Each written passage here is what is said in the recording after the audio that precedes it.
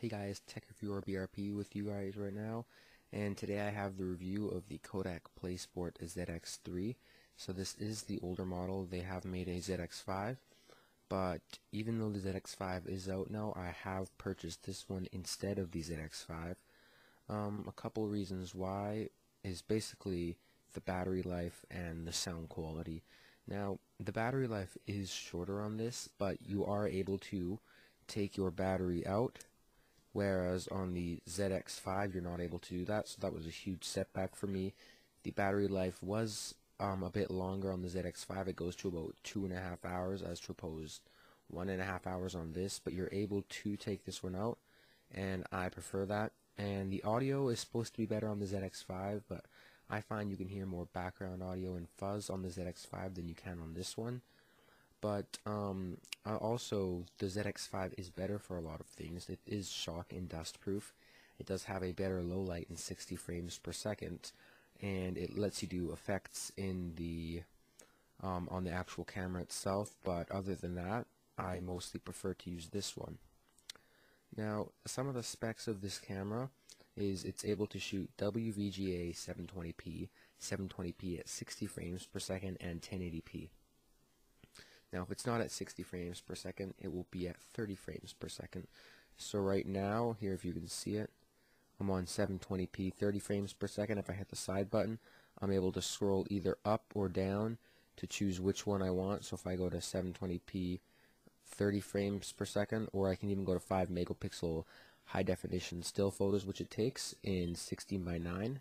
So to get onto the modes, you would hit one of the left or right buttons on it, and from there you're able to scroll up or down and go into either WVGA 720p 30 frames per second, 720p 60 frames per second, 1080p, or you can go into the 5 megapixel camera. This camera is able to shoot up to 3 meters or 10 feet underwater, which is also the reason I got it. I'm going to be at the lake this summer a lot, so I thought something like this would be perfect to have.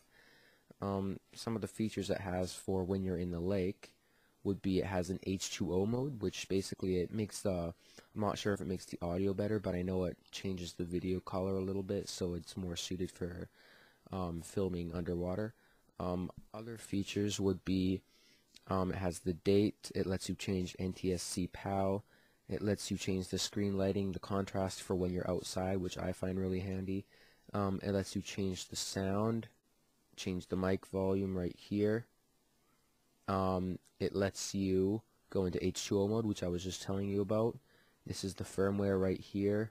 There's also electronic image stabilization, which is really good, although I would not recommend using image stabilization if you're on a boat or something that's going very fast, because lots of times that can just make it glitchy. It also has face detect, and lets you format your SD card on this if you'd like. So those are some of the features that it has. It's really simple to use. I like the design of it. It's really easy to hold in your hand. It has a nice feel on the back. It's got a nice lens, 5.54 millimeters right here. The lens is covered in glass, so it's, even though it doesn't say shockproof, it is, you are able to drop this thing, not like the ZX5, but if you drop it, it'll be fine. It's a rugged camcorder, that's what it's for. Now, in terms of which shooting mode to use, if you want to film something like a vlog or something where you don't have to move the camera around much, I would recommend shooting it at 1080p.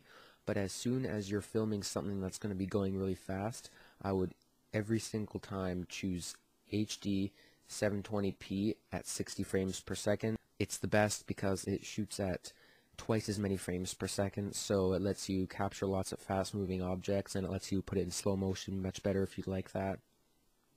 And it also works better with image stabilization, and it gets less cutty.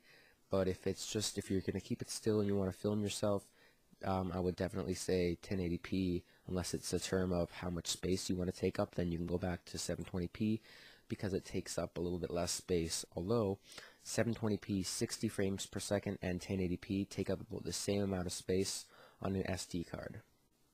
Now, one thing I like about this camera a lot is it lets you hook up an HDMI cable or if you don't have an HDTV, it'll let you hook up an AV cable on the side so you can watch it directly from this onto the television, and I find myself using that quite a bit. On the other side, there's only one more opening port on this entire device, and on the other side right here, it is SD card slot and your lithium ion removable battery.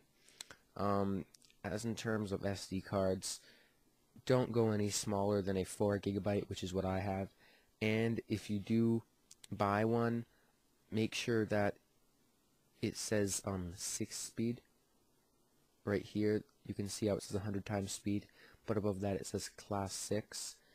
If you choose anything lower than class 6, like a class 4, class 2, that means that the card isn't able to receive the information from the camera as fast as it's being filmed. So the camera's going to be filming faster than this thing can take it. So in lots of terms, it'll just glitch right out, won't film, or it'll make it really cutty. So definitely get a class 6 if you're looking to buy an SD card. Now, I just bought this 2 days ago, 1 day ago, and I actually lucked out because I got it with a good deal. Now, it comes with what it would normally come with, which is a charger, which you hook up to the wall, an AV cable, an HDMI cable, which the ZX5 does not come with, a case, really nice case here, and a floating strap, which is bright orange, so you can just put it on right here on the camera, and if you were to ever drop it in a lake or a pool or wherever, not only does it keep it afloat, but it'll also make it more visible for you, so you won't lose it as easily, it won't sink.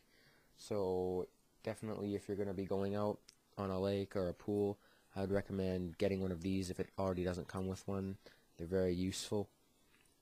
Final thoughts in comparison to the ZX5. Battery life isn't as long, but it's a removable battery, which means that you can get more and just keep putting them in when they fill out, which is a good idea. Big downside to this compared to the ZX5 is that it doesn't have macro mode, so if you want to do lots of close-up shooting, you might be better with the ZX5. The ZX5 is also shock and dust proof. It films a little bit better low light in 60 frames per second, but otherwise the low light's basically the same. It doesn't come with an HDMI cable. The sound quality is better on this one than the ZX5 is what I find. The ZX5 is able to do video effects and editing, small video effects like black and white, and it lets you trim your videos. And other than that, it's just the price. This one right now, at the store that I bought it at, it is $149 for the entire pack, which comes with a 4 GB SD card, a case, and the floating strap. Whereas if you want to buy a ZX5 straight from the store, it would be about $179, $169. So definitely a better price for this one. It really depends what you're looking for. If you want to do lots of home shooting with this, where you're always going to be around a power outlet, it might be better with the ZX5. If you're going to be out on the lake all the time and you don't want to have to constantly be recharging your battery, I would definitely recommend the ZX3. And also, I have some test videos coming up after this, so just stay tuned and I'll be putting some test videos in for you guys. And guys, remember to comment, rate, and subscribe. Thanks a lot.